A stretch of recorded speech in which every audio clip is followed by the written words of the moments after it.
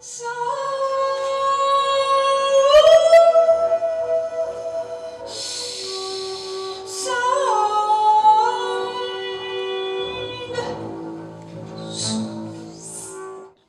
hello, Lauren Newton. I'm super happy to do this interview with you today, to have this possibility to meet you, even if it's not live, but online. It's already great.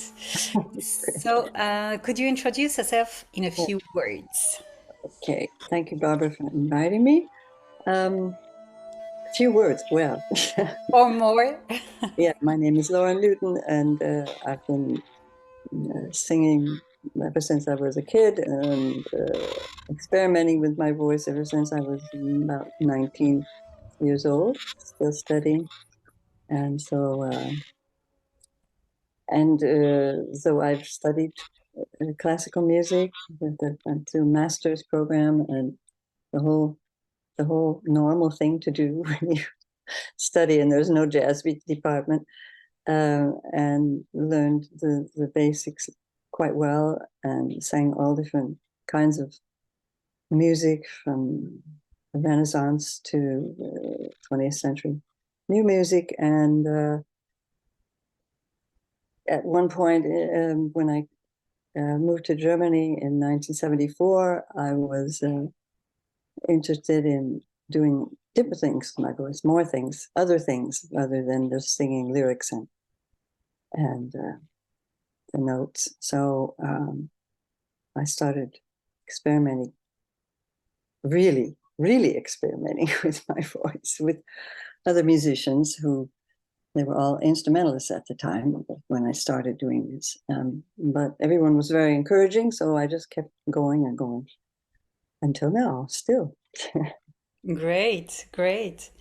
And how would you describe your musical style?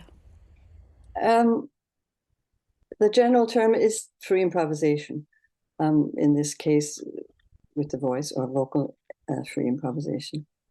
It's a little difficult because there's no one, seems to be no one real interesting terminology for what I do. But once you say free improvisation, and either people throw up their hands and go, "Oh no," or "Oh, how interesting." So at least there's a reaction of some sort. Yeah. Okay. So, as you just said, you began with classical music. Yes. Can you just tell me what and where did you study and how did you learn music? Well, Was I it was born in Oregon, and my father actually um, studied, went back to study higher education at the university when I was about 8 or 9 or 10. He decided to get a degree, and so I guess it was just natural that I go to the same school in at the University of Oregon in Eugene, Oregon. So I started there in 1971, and um, then in my third bachelor year, there are 4 bachelor years in the United States. I don't know if it's the same now, but at that time, 4 bachelor years. In my um, third bachelor year, I was my voice teacher said he was going to lead a group or be the head of a group that would go to Europe and stay for a school year, and it was open for graduate students. But I guess he thought that my singing was good enough and that my demure was good enough that I could join the group as a fourth year bachelor. So I definitely thought this is maybe a really good idea for me to get out and discover some other other things in the world, get to travel around. And so I did. I joined the group, and they were teachers and graduates, and some had their children with them. So it was a group of about 30 people. And the place that we stayed in was near Stuttgart, Germany. So I finished my bachelor year there, and decided to stay on and see if I could, make more connections, which I already had made some connections in the jazz, in the small jazz community there during my fourth bachelor year, and ended up being accepted to the university in Stuttgart for classical music. My teacher was an opera singer, quite well known at that time, Silvia Giusti. And so I really did, I worked hard, had to work hard under this maestro singer to be able to graduate from there.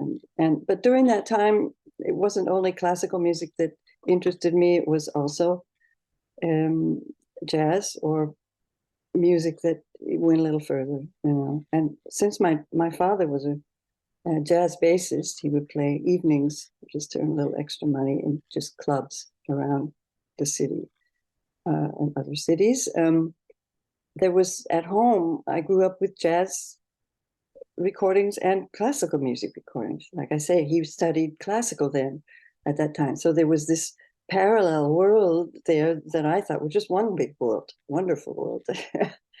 So what I did without wanting to copy my father, it would just seem natural to me to find out what's going on in the jazz scene there around Stuttgart. And I made some interesting connections, and one of the first groups that I joined was actually a rock jazz group. That's what they called it at that time. It's very experimental, just simple themes to sing for me, and no words, no lyrics, and then improvise. And that's, like I say, that they were very supportive and they thought it was really kind of cool that I was doing it. It was really crazy too, because there weren't very many people around doing it. I think Jean Lee was around at that time, and but I hadn't known of her until one of the band members told me about it. So anyway, that's what got me started. And this group traveled around a lot, around Germany. There were, at that time, the 80s, mid-70s, into the 80s, there were a lot of jazz clubs supported by government supported. Now there's hardly any money for this kind of thing. And anyway, so we did at least 100 concerts in a couple of years. And so I became known kind of as, the singer who doesn't sing with words and then, and improvises crazy and, that kind of stuff. Anyway, it just kept going. And so I decided to stay. And at one point in the 80s, I started teaching, so that I had a little more income coming, but did a lot of work with groups that traveled all over the world, actually. So I was able to continue working on my voice in a different way, but with the basis of a classical training, which I think even now is really important. I'm not saying that if you don't do that, you can't sing properly, or you can't do all these crazy things with your voice, because the voice is capable of doing anything anyway. But on this basis, this technical basis, to do these things means that in a way, you are going with the flow of your voice. You are saving it when you can, and you're pushing it to an extreme if you understand how it functions within your body. It functions as something that you can actually play around with and do something. So it's not a matter of not wanting to do classical music or other music, because I've done that also. But it's a matter of wanting to be as much myself as possible with this particular way of working with my voice. So. Mm-hmm. So you've been a teacher in several conservatories and universities, and you give many workshops all over the globe, I think. So could you talk about the importance of transmission for you? So the fact to transmit or to pass on, is it something important in your vision of music? Definitely. Not because I think that everyone should be a free improviser. We all humans are improvisers anyway, in many respects. Um, and it's more of a that I find it a very valuable tool to explore, to look inside of yourself, and to allow other things to happen that might not happen in everyday life, where there are strict rules and regulations. It's much more of a time that you can spend with yourself and just be focused on your breathing and your voice and your how you act, what you do with your body while you're singing, and connect it in some way to the musical aspect too. This is also important, because I know there are other I don't know, you call them teachers, but people who lead groups like this, and they say, just do whatever you want. This to me is not enough, because I am a musician from day one. And so the musical aspect of doing crazy things with your voice is very, very important for me. And that is what I actually want to pass on. So even if there are amateur musicians in a group, or people who don't have a lot of experiment and of what do you call it, expertise with using their voice, it doesn't really matter to me. But I try to work with the group in a way that they begin to see what I mean by musical musical attitude, how to weave sounds in together with the other voices, how to change when you want to change, but still be aware of how the others react to that, and how what they do. It becomes very complex very fast, very quickly. But if I find that if you have this musical attitude, I guess you could call it, it's much easier to pick and choose what you want to do in a group. You say workshops, but I work individually with people too, and it's kind of the same thing, except that you're working with yourself. It's like this thing called voice can do anything. It can, be angry. It can be loving. It can be all of these different emotional things. And to pare that down to the musical attitude, again, I find very exciting to do, because every person has a different way of seeing and understanding these things. So it's not like it has to be my way. It's based on this musical attitude of hearing and actually listening to others, and singing, or making noise, or whatever. It's so interesting. And we'll certainly talk much more about improvisation later in this interview. But I also want to know, has the repertory of jazz standards been important to you in your musical path? Yes, definitely. Not that I sang a lot of standards on stage. There would be one once in a while, because the group was possibly a group that played standards basically, or their own compositions based on the jazz medium. And so and because of my experience in hearing jazz standards from the singers that my dad liked to listen to early on, these things seemed very natural. As to sing like this seemed quite natural. But there just came a point when I decided to continue on with this other path.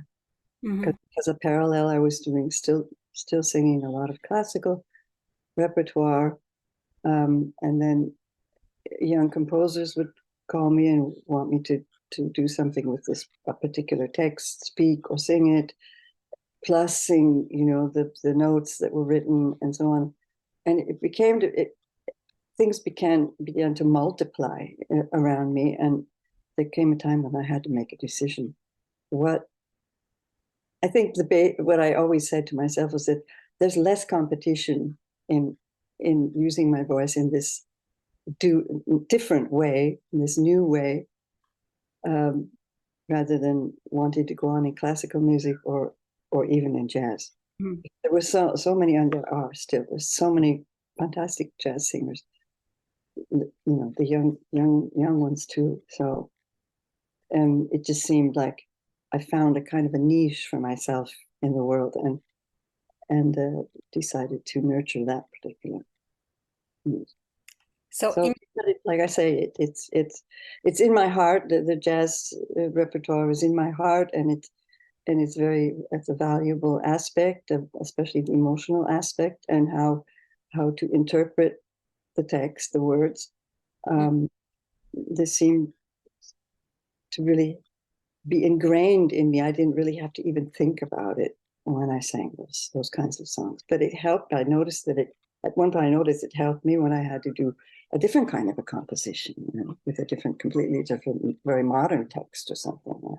So, but I never felt like really writing my own text, just by the way. Okay. Never really did.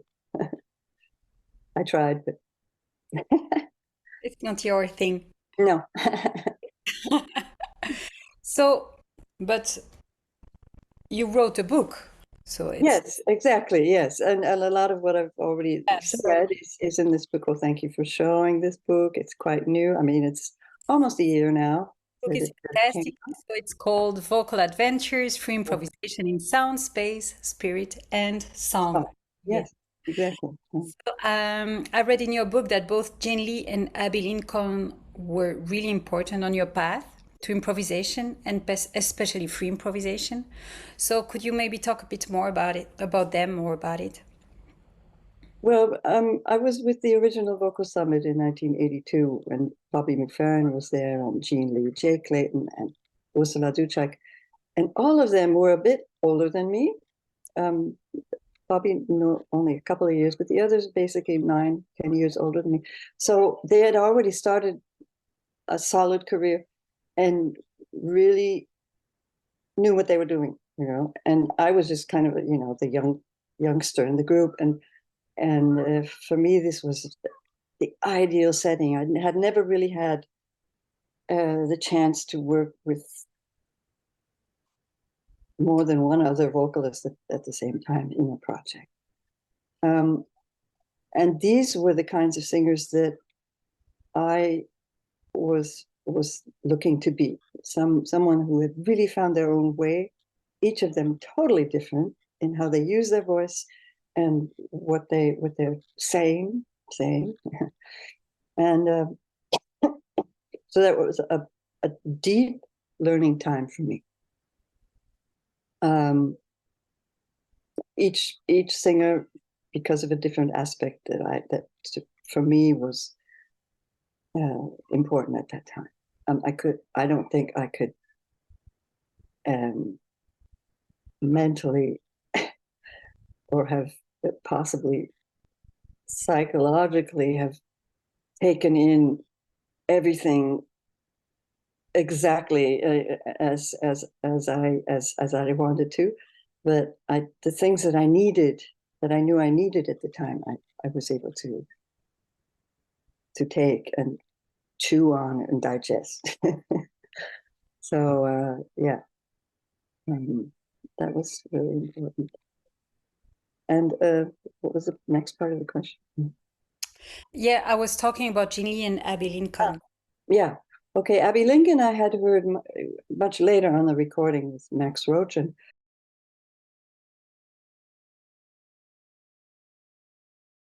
anyway, when I heard her on that particular album, I thought, okay, she's got this completely different background from me, a little white girl from Oregon somewhere. She got this completely different life, and I cannot at all imagine what it's like. I was talking to myself at the time. This is around the mid-80s, end of the 80s, maybe, that someone said I should listen to this. Mm-hmm. And I thought, oh, this is really deep. Not just emotionally, but vocally too, because she was bringing out things in her voice that I don't think really any other singer had dared to do at that time. Mm-hmm. The recording is 1960, 61. The details are written in the book, but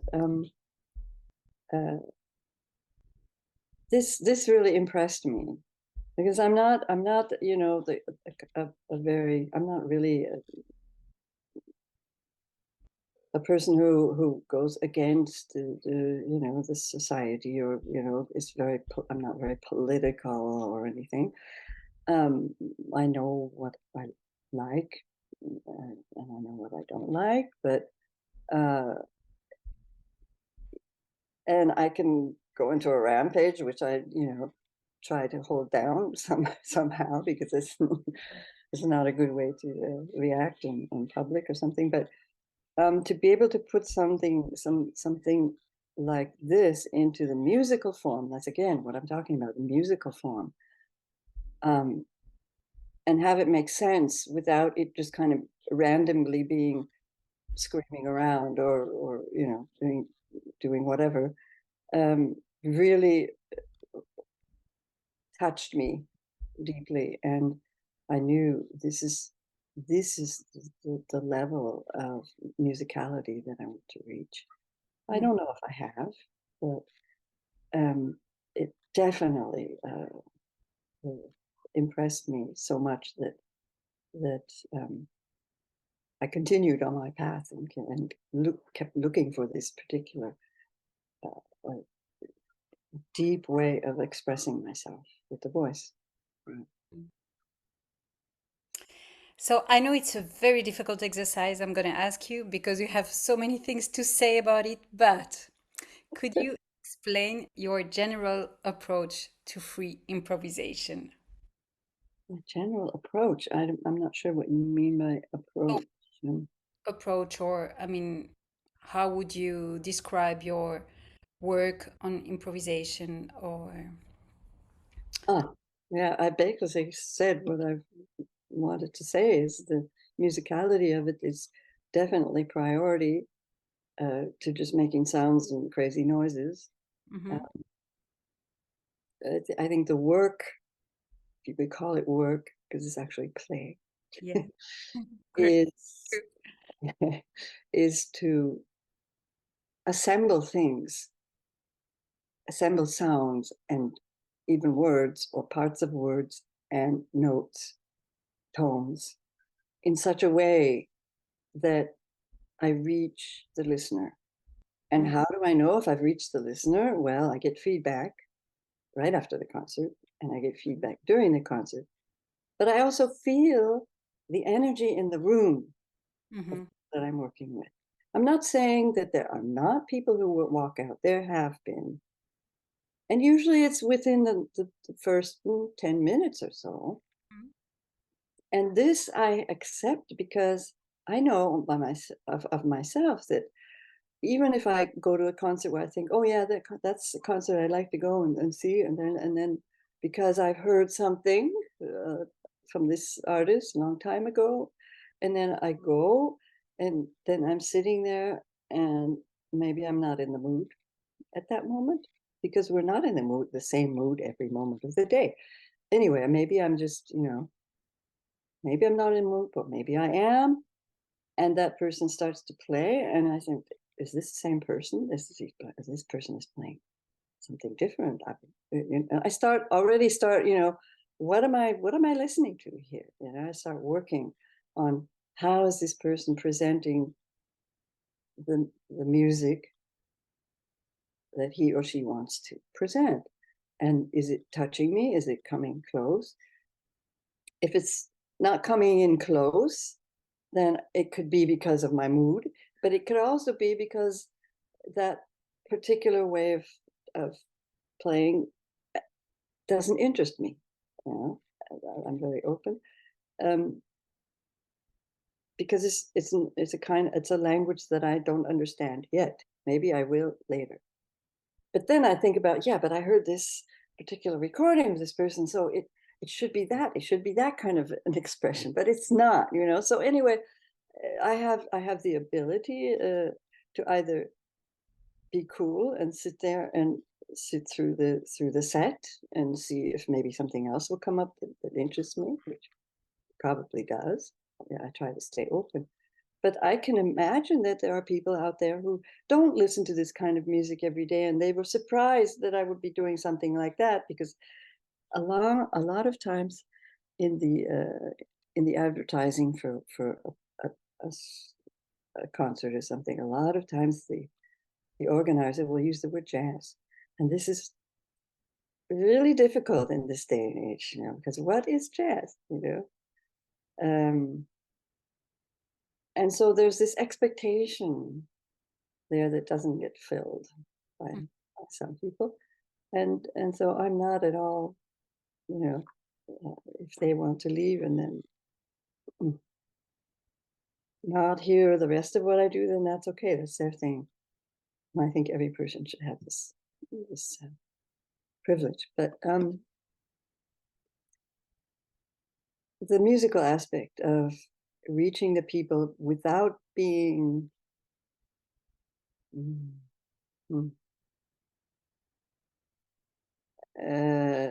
how do you say it, without being overly humorous or only singing beautiful notes or something, you know, only doing what they expect to hear of a singer, using lyrics and all of that.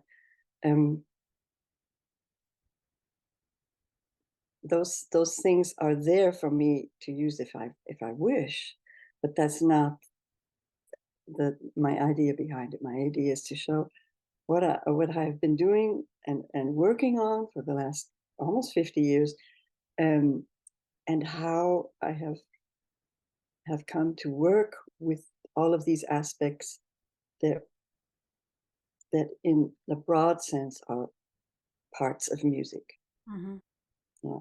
When people talk, you know this, when people talk, let's say a Chinese person versus a Russian person versus an American, it's always music. Yeah, there are always tones in the voice. Otherwise, we would only be using fricatives, which is also fun. Yeah, because then I'm thinking in language terms, but I'm only picking out those particular aspects of the language, you know. So, and these kinds of things, people usually understand when they've listened for a while, you know? And then they start to wake up to this new way or different way. So many people come to me even now and say, I've never heard anything like this before. But I know out there now, since the last 20 years, this area, or you can call it area, I wouldn't even call it a genre, this area of vocal improvisation, this field, has been growing and growing and growing because people find it exciting, and it's a kind of a way of getting something out that you normally can't do with a regular song. For normal people. Okay, I'm not talking about professionals. Professionals can do anything, but with a song. But this aspect of reaching people who can sit in a concert at one of my concerts and open themselves to whatever I'm giving them. Because in the end, it doesn't really hurt. It's your own idea of what something is that hurts you. It's not the actual music itself, unless I'm doing grunge music, but but that's something different. That's a whole different thing. That's a whole political thing too. Anyway, yeah. So that's all I can say about that. You have to come to a concert or a workshop. Yes, I would love to. I would definitely love to. I mean, in the book, there are also many small statements by students who've been or pupils who've been in my workshops and in my classes of free improvisation, and they're very open about saying how they feel about this kind of music, what it's done for them, what it's helped them with, what it's helped them to hear. Mm-hmm. It's just helping or pointing out something. Hey, you can hear this too. You can hear the fricatives in your speaking voice and the tones in your speaking voice, and you can separate them into two groups. Hooray! Let's have fun. That's the way I am when I'm teaching too. I'm kind of making it a little appetizing and a way to explore the voice. Yeah. I also love your notion about the importance of awareness just before you begin to improvise. Yeah. So could you maybe talk about it? This just before is relative to where you are and what you're doing, of course. I mean, if you're in your own studio alone, then you have a little more time to really focus and get into something. You're kind of on a time schedule when you have a concert. There's a certain point where it has to start, and you're in a strange place. You're in a place you've never been before. The acoustics completely different from what they are at home in your studio, and so on and so forth. So the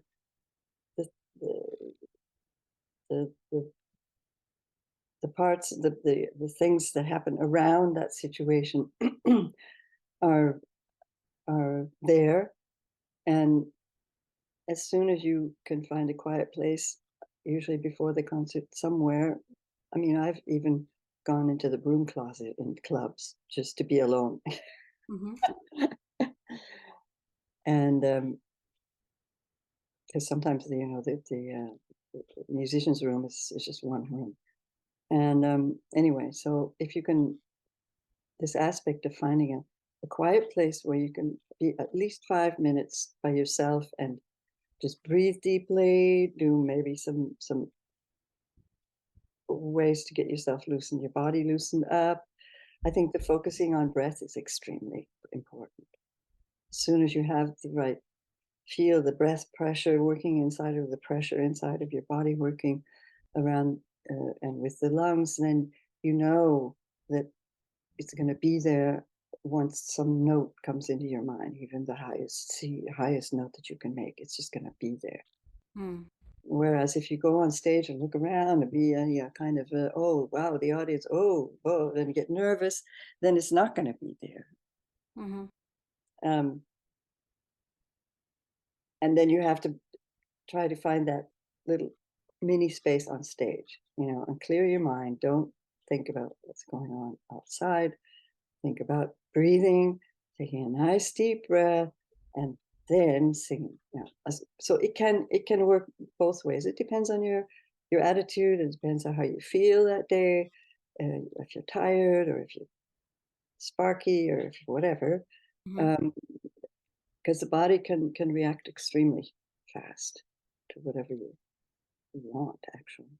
Yes. So these moments, I think, are very interesting to be aware of and to use then, especially before going on stage.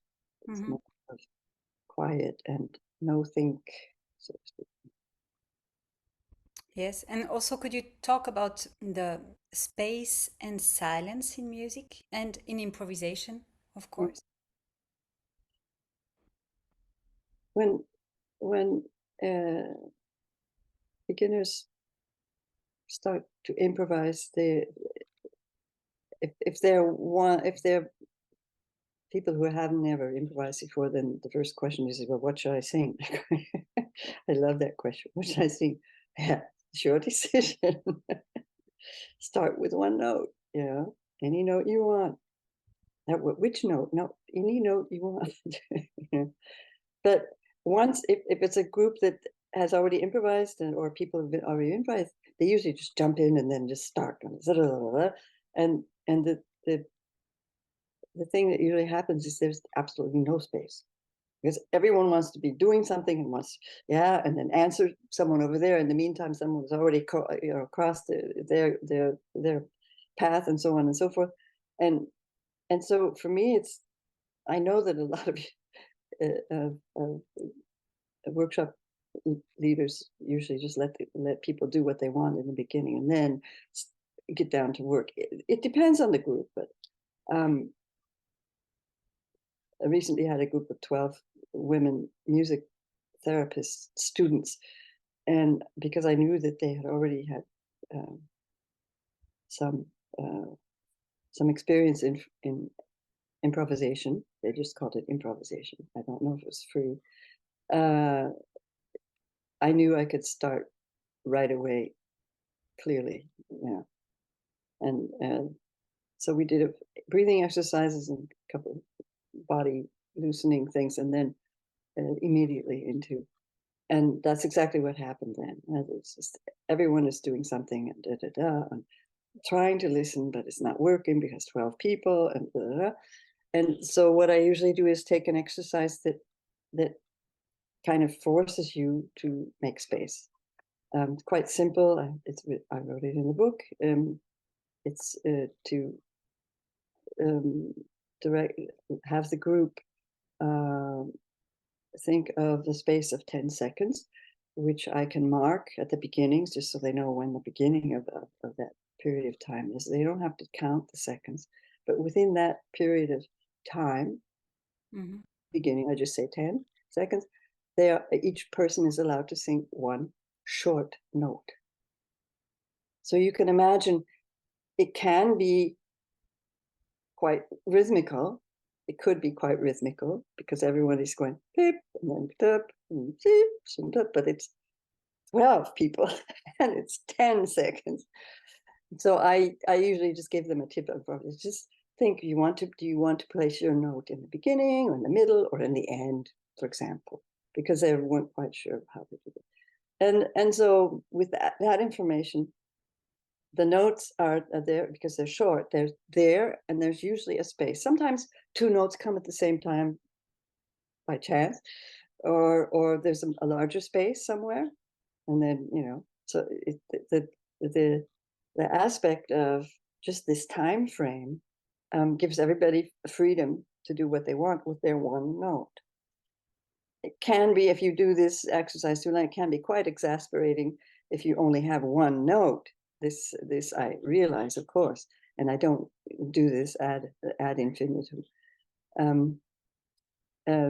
But you can imagine it's horrible. It's terrible. You want to go on, you want to do, which of course then I do. Then I say, okay, now here we have, let's have 20 seconds, two short notes and one long note.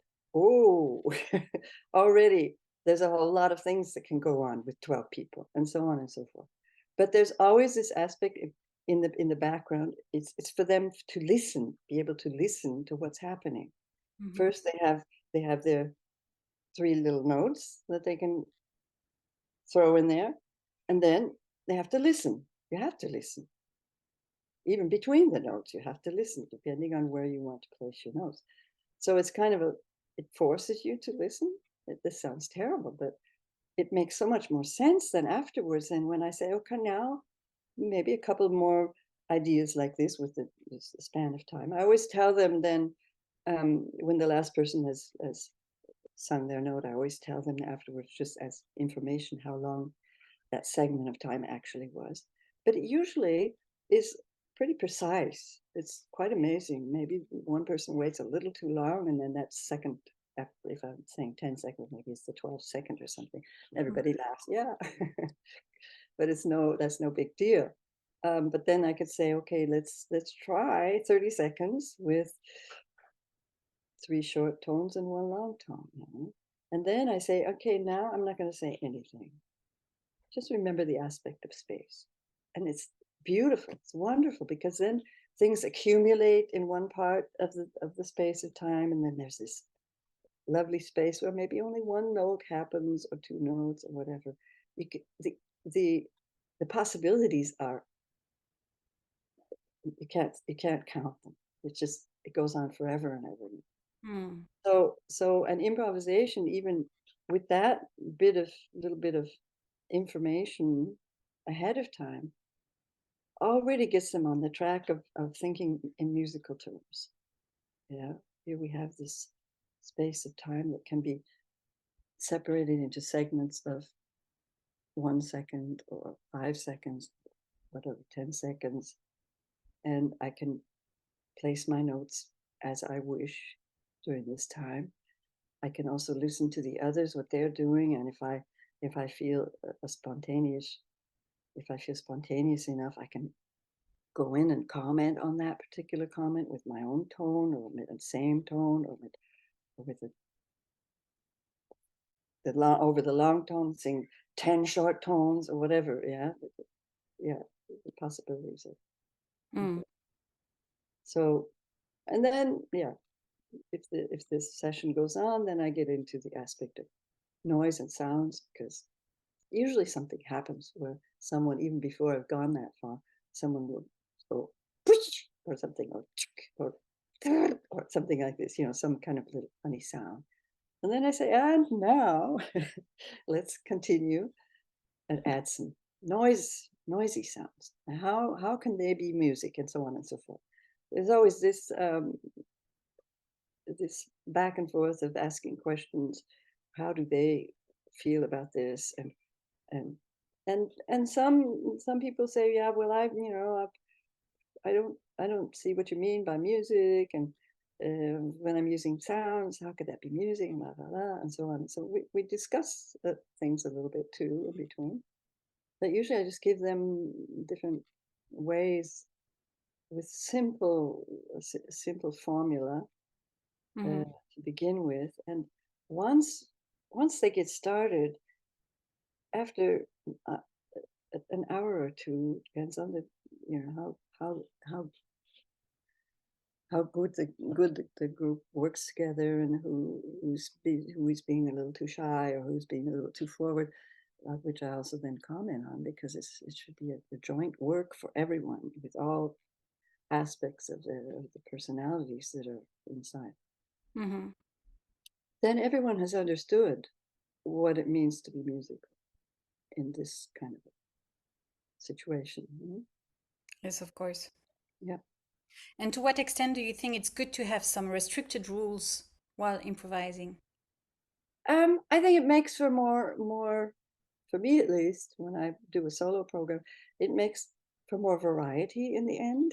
Mm-hmm. I might not think that, but I've heard so many improvisers whom, after maybe 15, 20 minutes, to me it all sounds the same, Mm. because they're not making their pauses, they're not, changing. It might be changing dynamics a little bit, but basically the busyness of what they're doing doesn't get across to me anyway. I know there are different styles of singing free, of working free improvisation, but I like to have some kind of a little thing once in a while, even if I just say, start to myself, start with very low, very high notes. It's enough. It's just enough to get me started, and then my imagination gets going, and then I continue on in that vein, or bring everything down into a really small area of the voice, or then I work more with form. How do I want this? How is the feeling of this place? How are people? How do I feel the, the vibrations of the people in the room listening? Do I feel anything from them? And when do I want to end? Do I want to come back to the high note, low notes? Mm-hmm. It's a form thing. So having something more concrete in the beginning helps me. But sometimes I've just started and just trusted that whatever comes out of my mouth will be the beginning point of a new little adventure. Yeah. And it usually is, because I've been doing this for so long. So I don't really have to write down a program of Mm-hmm. different ideas. I can if I feel if it's something intuitive, when I have this intuitive feeling that maybe I should, just in case. But that's maybe just me, you know, just the little me going, oh, no, I'm gonna all those people, nobody will like it, la la la. It's always there somewhere. That comes in the book too a little bit, because yeah, I'm not, you know, I'm no, you know, perfect human being, and I just want to make sure that people know that I've worked a lot on all of these things, but there's always a little bit of, you know, that comes from childhood, where you grow up, and if you grow up in a conservative family and conservative area of town, you grow up in a wild area, whatever, you know, all of these things are still there. We don't have to, you know, harp on them, but they're Mm-hmm. there, and we learn how to work with them and work around them. So, Yeah. so, mm. And I'm also very interested to know what is the role of the melody for you, because as a singer, usually it's kind of the main Yeah, thing. yeah. So It's always been very important. yeah. Melody's always been important. Maybe that's also a nice, yeah, it's good that you say that, because I use that. It's in the back of my mind always.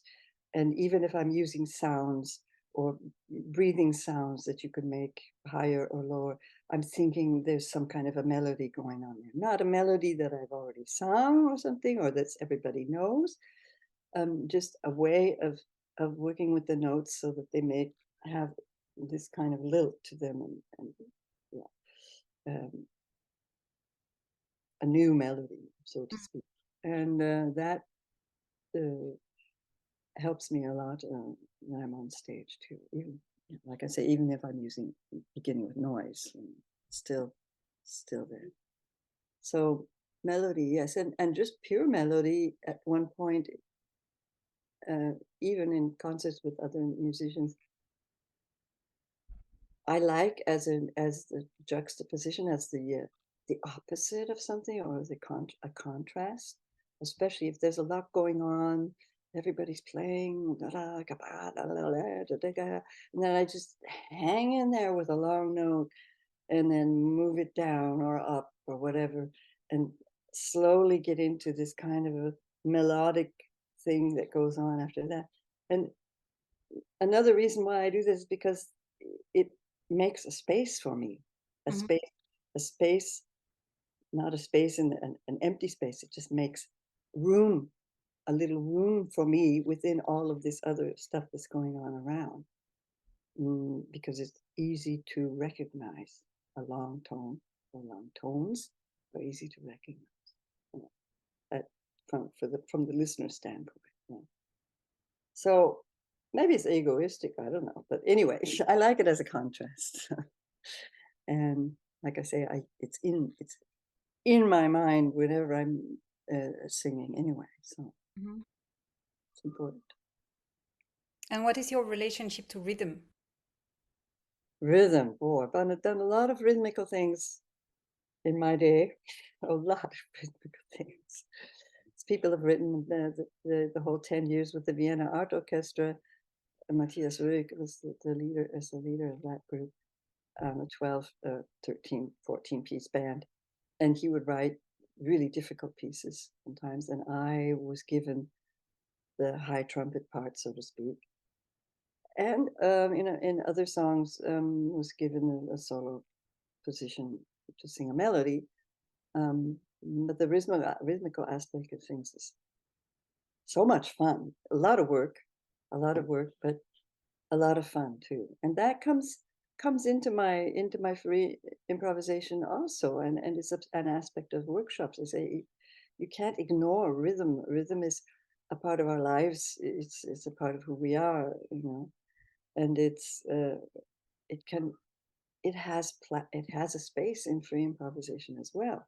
It just you simply need to think about the aspect of, okay, if I get into this rhythmical mode that always stays the same, how do I get out of it? Because that's always the difficult part. Once a group of players and singers get into that thing, they don't want to leave it, because it feels so safe. It's safe, it's familiar, and you can still move around a little bit and stuff. But what about the aspect of someone taking a solo and not singing in that tempo? What about that? So again, the word contrast comes in. How do we do that? How do we, yeah? Can we try something like that? Who in the group wants to try that? The group is going da da da da da da da, and then see what happens. It's a big step for these people. It's like, wow, cold water, ice water. Yeah. What if I make a mistake? It's like, what if nobody likes it? Don't care about that right now. Just try it. And it's kind of the opposite of what I was just talking about. Everyone is doing la la la la la, and I'm doing this melody thing, or I go into a rhythm or whatever if I want. It's my decision, and I'm doing it around the music. It's a musical decision. It's not just here I am, Lord, people, hurrah. No way. So the rhythmical thing is something that if the workshop is a 2-day or 3-day workshop, I always get into, because it always comes up when, that's what most so-called free improvisation groups do. They just do this. It gets you get lulled to sleep after a while. How can we work with this idea? So there's certain exercises that I've conceived that help people loosen up and go out for a while and then come back in. And when everybody's doing that, then it can be really exciting, because then you never know, because there's no director that says, now go back in, now go out. One could do that. But my idea for these kinds of workshops is that each person is allowed to work on these things through his own sense of what music is, or his own expression of what needs to be done at the moment, or musically or emotionally, whatever. A lot of things come up emotionally in such a workshop, but that's okay, because it's usually all very quite new to most of these people, and they are confronted with certain aspects of themselves that they normally would ignore. Yeah, of course. So that's okay. Which are the different vocal texture that you are consciously working on while improvising? Uh, Too many. what? So Yeah, many. not too many. No, not too many. I really like working on this point of breathing out, and when do the vocal cords actually close? When does the sound in? And how fine can this crossover be? And the opposite, of course, because of contrast. The opposite, of course. Okay, to build up the air pressure Mm. in the lungs, and close the vocal cords and wait until the moment when you intuitively want to let go, and see how loud is that, and am I precisely on a tone, or am I moving around, or or is the sound clean, or is it not clean? Those kinds of things. That Mhm. kind of thing is interesting to me right now. And also musically, what melodies, just stand and sing all kinds of different melodic patterns, not ones that I've studied, ones that I'm making up in the moment, just to exercise my brain, so to speak, and my trust in my voice that it will move around to these areas that I want to sing. Mhm. Those two aspects I want to keep working on. Oh yeah, there's all kinds of different things to work on. And But could you develop the idea of using a beautiful voice and an ugly voice sometime? oh yeah, yeah. There's a lot of things that you can do that are quasi ugly. We know that from our everyday world. Yeah. But it's always about, not ruining my voice. Never was, which is why I can still sing everything. But I think I can sing everything. But maybe someone else says, no, we're not Fantastic. because when I look at these aspects of dirty and clean, or whatever you want to call them, it's not a composition where the composer says you have to do this sound for 30 seconds. If my voice is saying, okay, 20 seconds is over, that's enough, then I listen to my voice and do it 20 seconds or whatever. Yeah, that's the nice thing about free improvisation. Yeah, you can do these things and you're not forced to do them until the vocal cords just say, stop, don't do this to me. And then afterwards you kind of, yeah, this is not what I'm striving for. Again, the grunge guys, I think they want to do this. Of course, they have techniques too, which I know about also, which I'm glad that they have these techniques. But still, I mean, it's just way overdone as far as I'm concerned. But it's a musical statement too, at the same time. It's political and musical statement. Mm-hmm. I'm not like you. I'm going to be bad boy or the bad girl. Could you Yeah. talk about the inner voice? The inner voice. Yeah. That's of course a very private thing, but I've wanted to. I use the word spirit in the title because that's exactly what that is. It's do you listen to yourself? Do you listen inside, or do you listen just to the entourage of words and things going on in your conscious brain? Do you listen to that stillness inside of you? What does it evoke in you emotionally? Are you able to express that through your voice? There are more questions than there are answers because every person is different. And but I must say that over the years, when I meet someone who had been in a workshop of mine, which a person I couldn't remember maybe, but she said that these people have said to me, I was so glad when you said to take time for myself and to really go deeper into myself, into my real self, not the self that I show the world, so to speak. The deeper self helped. This person said it helped her so much. So is it something that I, of course, don't talk to maybe directly unless I feel that someone needs just a little, a little tip. Hey, think about this. It might help you in more ways than one. So this is something that I've done. I actually all my life.